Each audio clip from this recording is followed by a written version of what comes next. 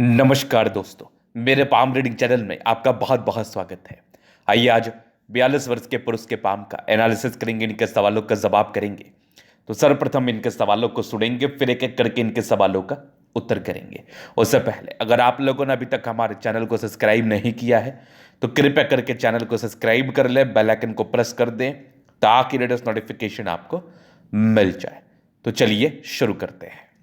इनका क्वेश्चन इस प्रकार है, वर्तमान समय में ये नौकरी कर रहे हैं, बड़े व्यक्ति के अंडर कार्य कर रहे हैं, बड़े संस्थान में कार्य कर रहे हैं, लेकिन कॉन्ट्रैक्ट पर हैं, परमानेंट इनका नौकरी नहीं हुआ है।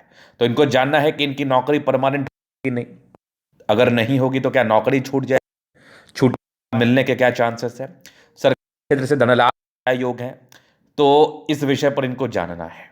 पहला क्वेश्चन। दूसरा क्वेश्चन, काफी परेशानियां रही है लाइफ में, वैवाहिक जीवन में भी काफी तनाव रहा है, नहीं चल पाया, तो आने के क्या आसार हैं, हथेली पर क्या अच्छी खराब अवस्था बनी है, जिंदगी कैसी है, इस महत्वपूर्ण विषय पर इनको जानना है।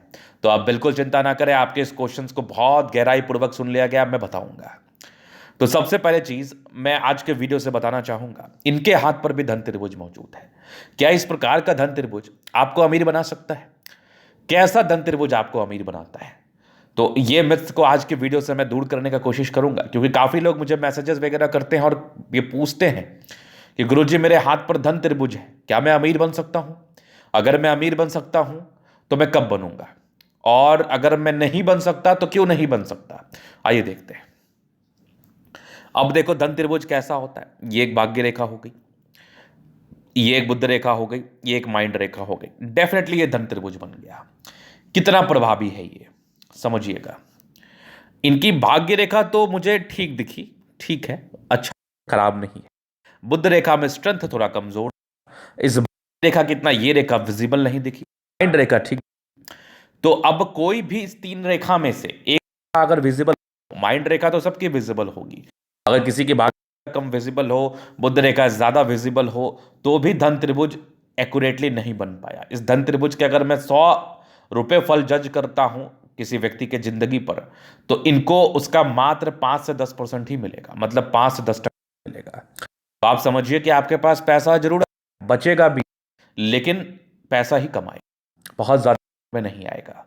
तो धन त्रिभुज सक्रिय माना जब भाग्य रेखा बेहतर हो, बिना रुकावट के, रेखा बेहतर हो, ये वाली बुद्ध रेखा, माइंड रेखा तो बेहतर, मैक्सिमम 90% में माइंड रेखा तो बेहतर ही रहती है, तभी जाके हम धन को एक्यूरेटली मानते हैं और उसके कंडीशनिंग पर उसके फल का हम निर्धारण करते हैं।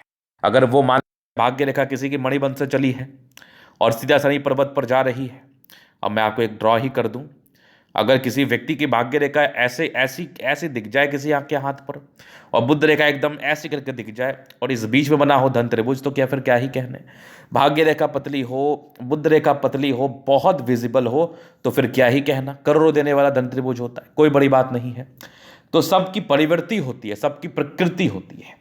तो इस धन त्रिभुज जो इनके हाथ पर है, इसके कोई खास परिणाम इनको देखने को नहीं मिलेंगे, लेकिन फिर वही बात है तो धन त्रिभुज, हाथी बैठा भी हो तो कुत्ते से ऊपर है।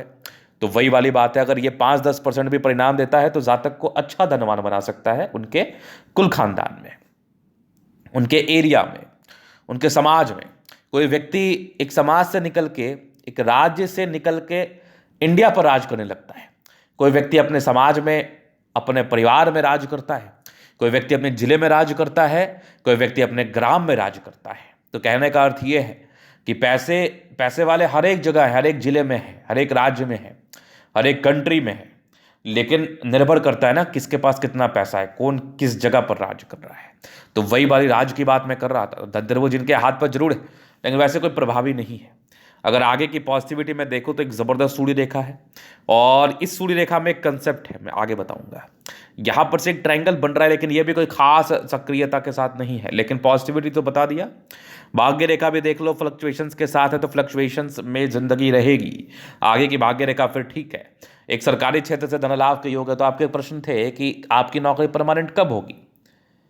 42 वर्ष की आयु हो गई है। अगर नौकरी परमानेंट की मैं बात कर लूं तो सूर्य रेखा का एक्टिवेशन 40 के बाद का था।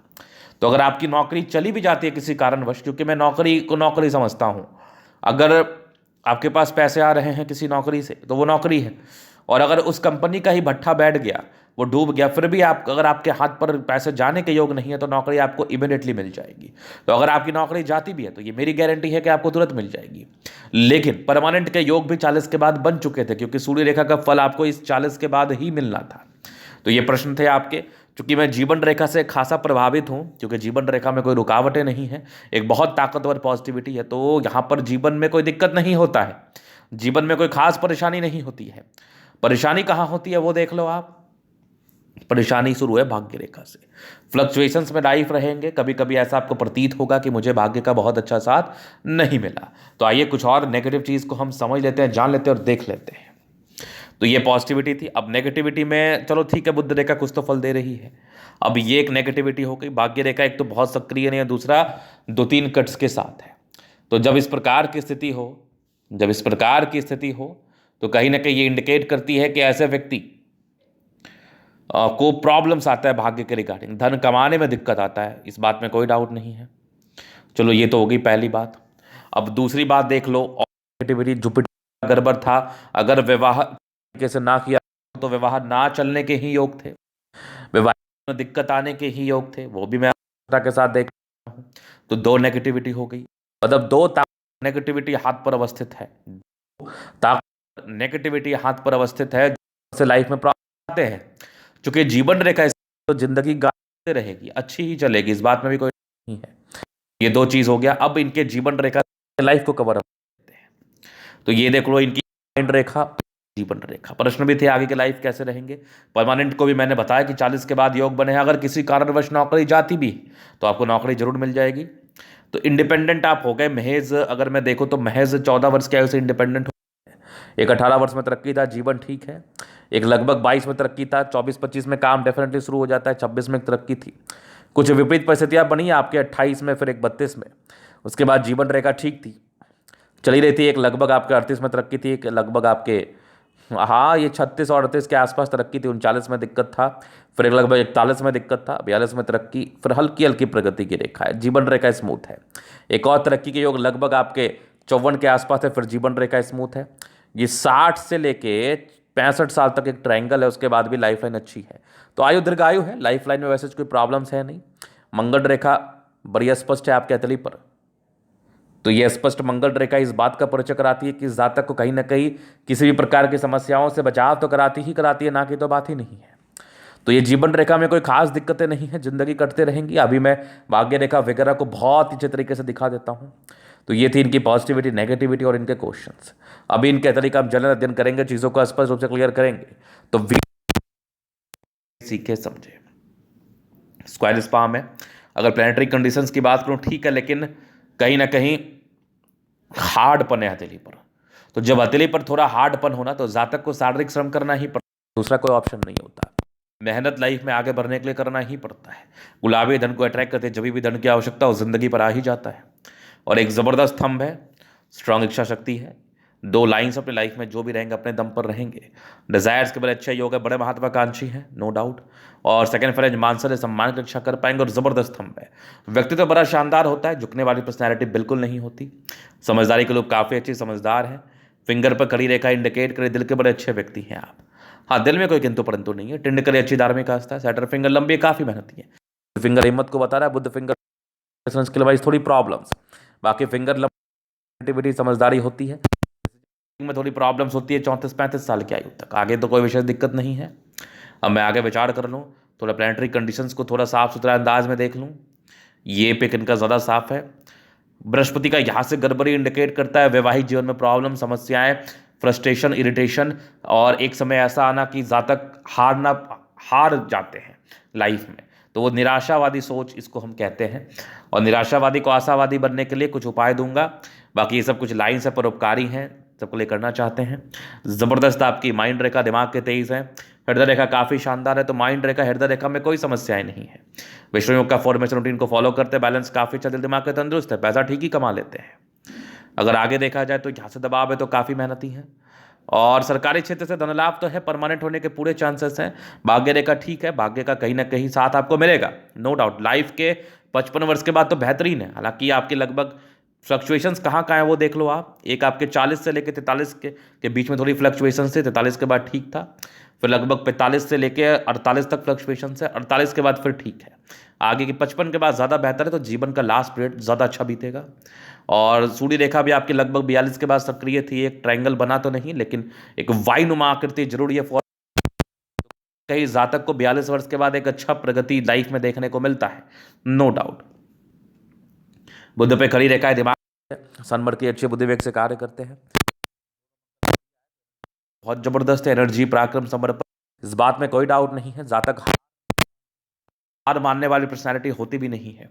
चंद्रमा काफी प्रबल है, कुछ यात्राओं के योग है, जीवन में यात्राएं रहती हैं। चंद्रमा पैसे के फ्लो को बनाती है। लाइफ में शुरुआती दौर में भाग्य रेखा कोई बहुत सेटिस्फैक्ट्री नहीं थी। अब भाग्य रेखा देखो यहाँ से चली, फिर रुक गई, फिर यहाँ पर हल्की सी दिखी, फिर आगे चली, ये भी रुक गई। तो भाग्य रेखा यहाँ से सक्रिय है लगभग 23-24 के बाद 36 तक सक्रिय थी। बुध रेखा कोई खास सक्रिय थी नहीं, लेकिन फिर भी एक मनी ट्रायंगल बना है, तो हल्का फुल्का धन लाभ ही होता है। 36 के बाद एक भाग्य रेखा थी, फ्लक्चुएशंस बताया मैंने, फिर एक रही, फिर एक रही। तो इस केस में थोड़ी धूमिल भी है, तो इंडिकेट कर रही है कि ठीक ठाक जिंदगी चलते रहेगी। क्योंकि इस पीरियड में आपके सूर्य रेखा एक्टिवेटेड स्टेट में है, तो कहीं ना कहीं जातक को बेनिफिट होगा। लेकिन इस भाग्य रेखा की वजह से थोड़ी बहुत प्रॉब्लम्स भी आते रहेंगी, थोड़ा बहुत दिक्कतें भी आते रहेगा। एकदम स्मूथली लाइफ के लिए ना आपको थोड़ा और वेट करना पड़ेगा, 46-47 के बाद होगा आपका। हालांकि पैसे आते रहेंगे, लेकिन खर्च की स्थिति भी बनते रहेगी। जीवन रेखा बड़ी अच्छी आयु दीर्घायु है, और घबराने की आवश्यकता नहीं है। सूर्य रेखा एक्टिवेट है ना, तो एक नौकरी तो आपका लगा ही रहेगा, आपके साथ पैसे आते ही रहेंगे। जीवन रेखा बड़ा अच्छा आयु दीर्घायु है, मंगल रेखा भी ठीक है। हाँ, कम टेंशन लेने की प्रॉब्लम है। ऐसे इंसान फालतू का नहीं सोचते, अपने काम पर ध्यान देते हैं और काम पर ध्यान देना पसंद करते हैं। मंगल रेखा ठीक है, मंगल बहुत बढ़िया है, तो ये इंडिकेट कर रहा है कि ऐसे व्यक्ति बड़े पराक्रमी होते हैं। लग्जरी सुख के प्रॉपर लाइन से वो तो मिलेगा, मनी मैनेजमेंट अच्छा है, पैसा जिंदगी पर आता है। शुक्र प्रबल ही है, जिंदगी बेहतर रहती है, थोड़े बहुत स्ट्रेस थे, बाकी लेविश लाइफ रहती है, लग्जरियस लाइफ रहती ही रहती है। ये अभी हल्की हल्की भाग्य रेखा के ब्रांचेस है, कोई बहुत सेटिस्फैक्ट्री तो है नहीं। बाकी शुक्र मंगल अच्छा है, जीवन ठीक ही रहता है, हल्की फुल्की चिंता करने के योग है, कोई खास नहीं। बाकी जो भी उपाय है मैं आपको दे दूंगा, जो भी आपके हाथ के माध्यम से उपाय दिखेगा वो मैं आपको बता दूंगा, समझा दूंगा। तो ये था इनके तरीका पूर्णतः विश्लेषण। अगर आपको हमारा ये वीडियो पसंद आए, लाइक कर दे, कमेंट कर, सब्सक्राइब कर दे। अगर आप व्यक्तिगत रूप से मैं शास्त्र का दिखा के सही जानकारी पाना चाहते हैं, हमारा व्हाट्सअप नंबर डिस्क्रिप्शन में मिल जाएगा, लेके आप संपर्क कर सकते हैं। धन्यवाद।